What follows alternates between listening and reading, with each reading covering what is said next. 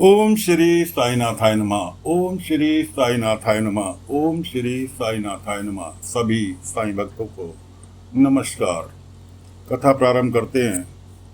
पिछले भाग में सुनाया था कि बाबा जंगल में एक बुजुर्गवार जिनका नाम था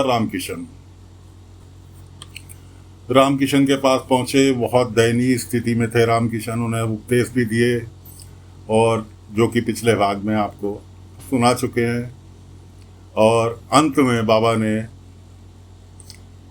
उनके आगे इतने वो अपने आंसू बहाते, आंसू पोंछते, इतने में बाबा गायब। वहां से बाबा गायब। एक टोकरी कपड़े में बंधी हुई उनके पास रखी हुई छोड़ के बाबा गायब। बुजुर्गवार रामकिशन ने टोकरी खोल के देखी तो उसमें खाना था।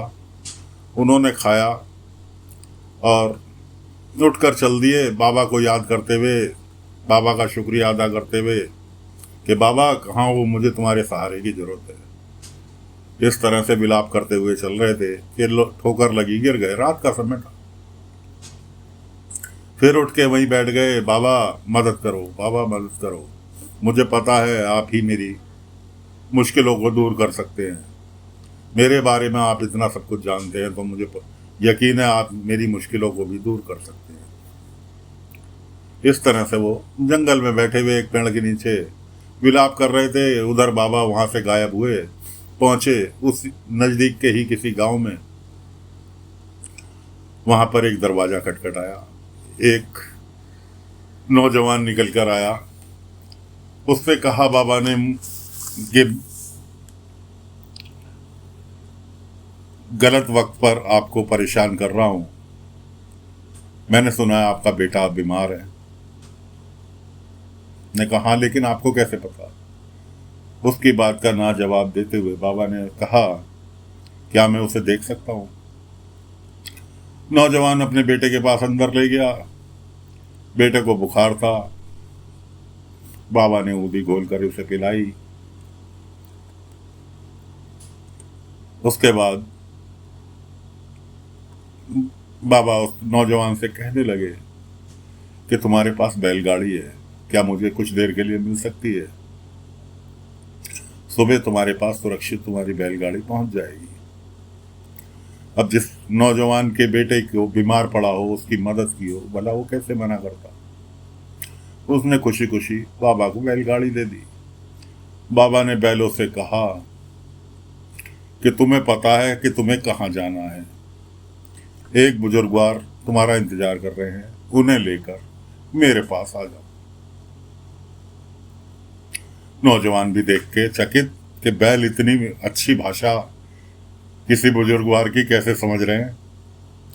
खैर, बैल चल दिए। बाबा ने वहीं से आवाज लगाई, रामकिशन तुम्हारी मदद के लिए बैलगाड़ी आ रही है, इसमें बैठो और मेरे पास ये तुम्हें पहुंचा देंगे। रामकिशन ने आवाज सुनी कि हाँ, ये तो आवाज बाबा की ही है, और सामने उसे आती हुई बैलगाड़ी दिखाई दी। बैल उसके पास आके रुक गए। वो बैलगाड़ी में बैठा और बैल लेकर उसे चल दिए। इतना काम करने के बाद बाबा वापस अपने द्वारकामाई पहुंच गए। सुबह का समय था। बैलगाड़ी आके द्वारकामाई के पास रुकी। द्वारकामाई के पास रुकी। बाबा ने उसे बुजुर्गवार को बैलगाड़ी से उतारा और बैलों को हरा चारा अपने हाथ से खिलाया। कहने लगे, बैलों से चारा अच्छी तरह से खा के और वापस अपने घर चले जाना, रास्ते में इधर उधर मत भटकना। बैलों ने बाबा की आवाज बात सुनी, चारा खाया और वहां से निकल लिए। अब रामकिशन जो थे बाबा के पास बैठे थे। बाबा ने सबसे पहले तो उनके आने से पहले कुछ औषधि उनके लिए तैयार कर रखी थी, जो जख्म उनके पैर में लगा था ठोकर खाने से। सबसे पहले तो बाबा ने वो जख्म सही करा। उसके बाद वो बुजुर्गवार कहने लगे, बाबा आपने मेरी बहुत मदद की। मेरे को मेरे बिछड़े हुए बेटे से मिलना है, जिसके बारे में आप बताया, आपने राज जिक्र किया था।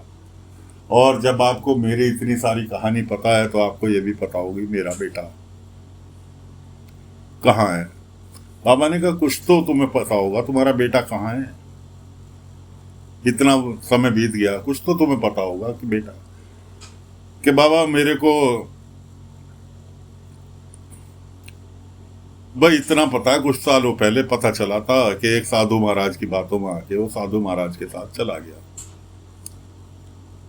उसके बाद से मुझे कोई खबर नहीं है।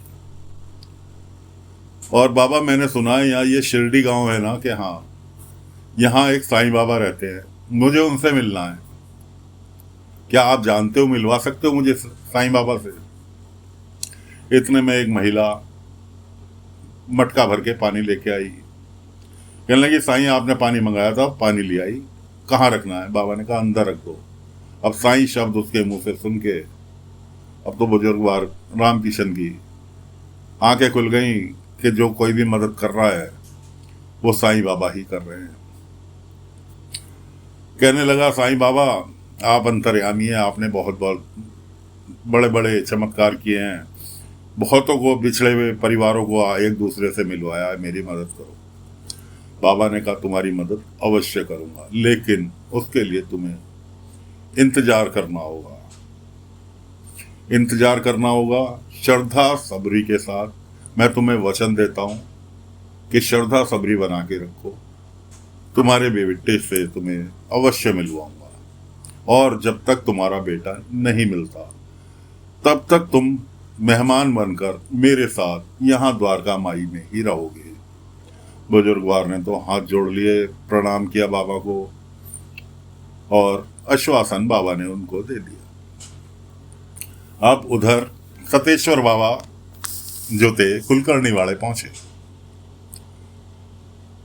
कंबल में अपने आप को मुंह छुपाए हुए।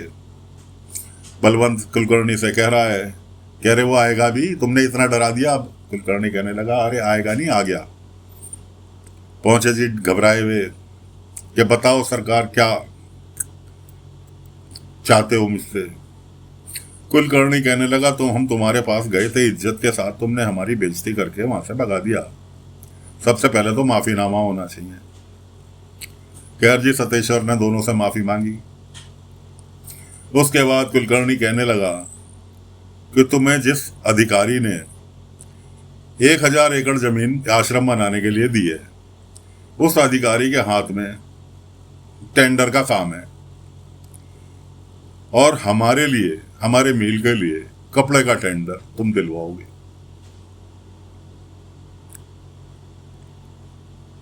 और ये हम तुमसे विनती नहीं कर रहे, आदेश दे रहे हैं कि ये काम तुम करोगे।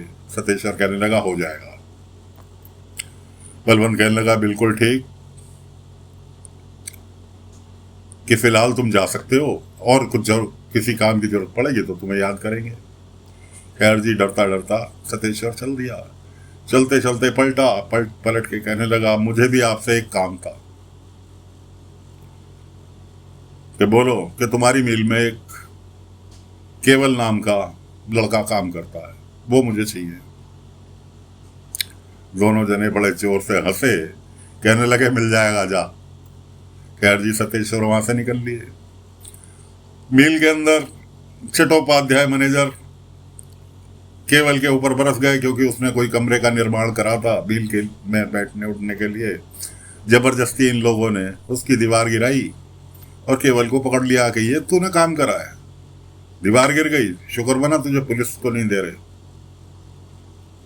अभी बलवंत बाबू आएगा, वो तुझे पुलिस में दे देगा, इसलिए निकल ले, तुझे केवल नौकरी से निकाला जा रहा है। खैर जी बेचारा रोता गिड़गिड़ा था, केवल वहां से निकल लिया। पीछे से पहुंचे बलवंत। चट्टोपाध्याय बलवंत से कहने लगा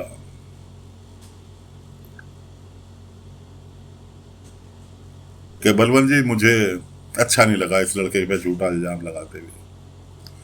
बलवंत कहने लगा इसकी तरक्की का रास्ता इसका इंतजार कर रहा है, इसलिए इसको निकाला गया है। लड़का बहुत अच्छा है, सब कुछ सही है, लेकिन इसकी तरक्की का रास्ता इसका इंतजार कर रहा है। इसे सतेश्वर महाराज के पास पहुंचना ही होगा, उनके प्रेम सैनिक बन के, क्योंकि उनका बनना है प्रेम नगर और उसकी वास्तुकारी इसी ने करनी है, इसलिए इसको निकाला गया है।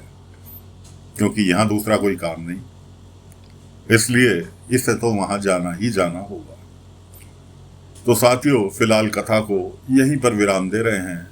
अगले अंक में आगे की कथा लेकर फिर हाजिर होंगे। तब तक के लिए आज्ञा दीजिए। ओम साई राम, ओम साई राम, ओम साई राम, ओम साई राम, ओम साई राम।